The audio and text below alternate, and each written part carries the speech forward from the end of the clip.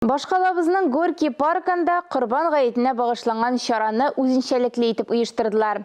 Корбан фест дип аталган гаилә бәйрәмен хәбәрчебез дә күзәтте. Корбан гаете гаилә бәйрәме. Горький паркында узган чарада балалар да, өлкәннәр дә актив катнашты.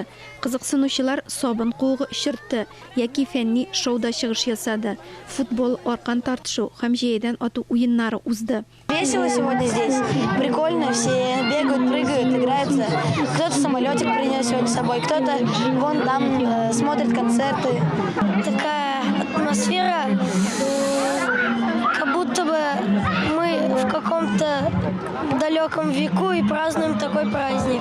Мне очень понравилось то, что люди очень добрые, и как бы тут все организовано очень хорошо. Такое мероприятие благостное, так скажем, столько людей, и все это на фоне такого священного праздника. Очень здорово.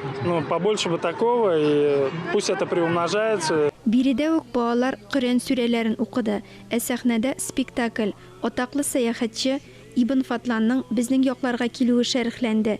Идел буе Болгар дәүләтендә ислам динен кабул итүгә 1100 ел тулу елында бу да кызыклы тарихи вакыйга. Ул Идел буе Болгарстанына юл алган сәяхәтче, тарих белән таныштыра. Без Идел буе Болгарстанына исламның ничек килүен сөйләдек. Халык гырыф-гадәтләре, биюләр, якты костюмнар һәм тарихка экскурсия. Гаилә ялының мондый форматы һәркемгә ошады. Корбан бәйрәмендә 10 меңгә якын кеше катнашты. Ләлә Зайнуллина, Ирек Хәмидуллин, Татарстан яңалыклары.